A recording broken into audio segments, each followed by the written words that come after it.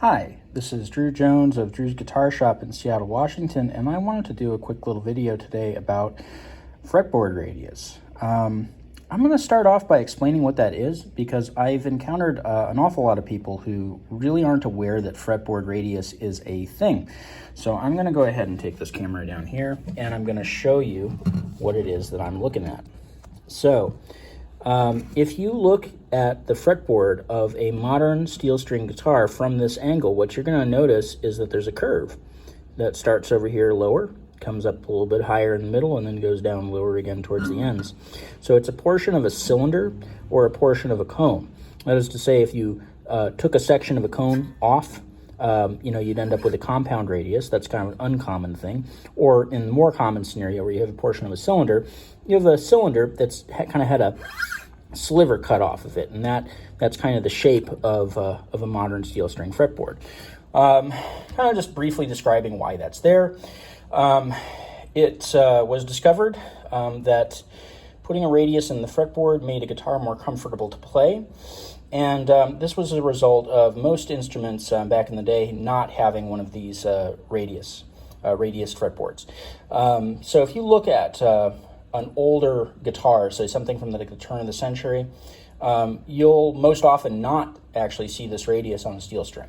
But on just about every modern guitar, you're going to see this because this became a widely accepted and adopted feature on steel string builds, like many of the modifications that have been made over the years, such as like the adjustable saddle, the compensated saddle, things along those lines that have just kind of stuck because they were good ideas. The only time that you're not going to see a radiused fretboard on a modern guitar is if it's a really, really cheap instrument generally, or you're looking at an instrument that was like specifically made to have a flat fretboard for some reason. Banjos tend not to have radiuses, and neither do mandolins and some other instruments like that. And if you play one of those instruments, you will feel a big difference between the way that those play and the way that a modern steel string guitar plays, and it's because of this radius. So, with that out of the way, I'm going to talk about why this is relevant to you, the player. So, I have to forgive my camera kind of moving around here. Right here I've kind of drawn out badly because I'm not an artist, several illustrations that kind of illustrate kind of exaggerated instances in which radius can become a problem. So here we have kind of the ideal situation where the radius of the strings matches the radius of the fretboard. That is to say, if the strings are, a 12-inch radius, that is every point, those strings being a point, create a 12-inch radius, and the fretboard is a 12-inch radius, that's kind of ideal. That's what you want because that's going to play consistently across all the strings. Another instance in which you will see is where the radius is kind of not ideal, and it can go one of two ways. Either the string radius can be much steeper than the fretboard, or it can be much more shallow.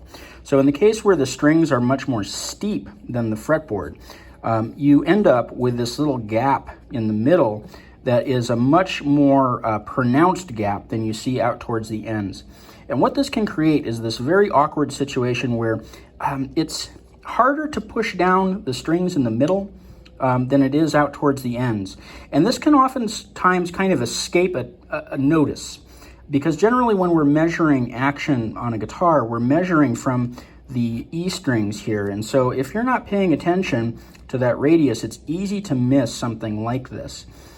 And the sad part about that is that this will create a very awkward feeling guitar. Very, very awkward. And it'll be really hard to put your finger on why. And somebody looking at it just kind of, again, just measuring those outside strings won't be able to really tell you why. But this is a thing that can create a problem like that. And, it's more common than I'd like to see. We'll talk about kind of why that's more common than I'd like to see in a minute. But the other instance in which, something doesn't match up is where we have strings that are a much more shallow radius than the fretboard. And this can happen as a result of maybe a saddle being set to like a 20-inch radius and a fretboard being set to maybe a 12-inch radius. This also creates a problem in that the distance out here is going to be much greater than the distance in the middle. And what that can create is a situation where you have all this horrible buzzing going on. And, you know, the strings on the outside will, again, kind of measure normally. But when you look at the middle of the middle of that span there, the strings being that close to the board will create a situation where they don't have enough clearance. And that'll create buzzing problems and all sorts of other playability issues. And so this is usually picked up on a lot quicker because of the buzzing that this creates, whereas this one doesn't tend to create the buzzing, it just tends to feel bad. You know, this one will tend to get noticed, but again, you'll have to pay attention to that radius in order to pick this one out as a problem. So I'm going to go ahead and I'm going to show you what I'm dealing with here on this Seagull. So you see that I have gone ahead and I've just kind of rested a flashlight here. It's pointed at the bridge. This is a really good way to kind of illustrate what I'm showing you. And it's also a good way to just generally look at the radius on the guitar. It's good to have that light there because it creates some contrast.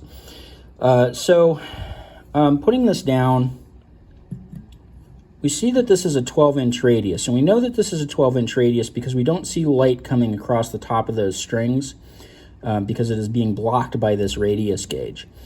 If we say pick this up and shift it to a 7-inch radius, we see now that we have light coming in on those strings coming out the middle. So it's making contact on the two E's, but everything else is kind of showing us some light.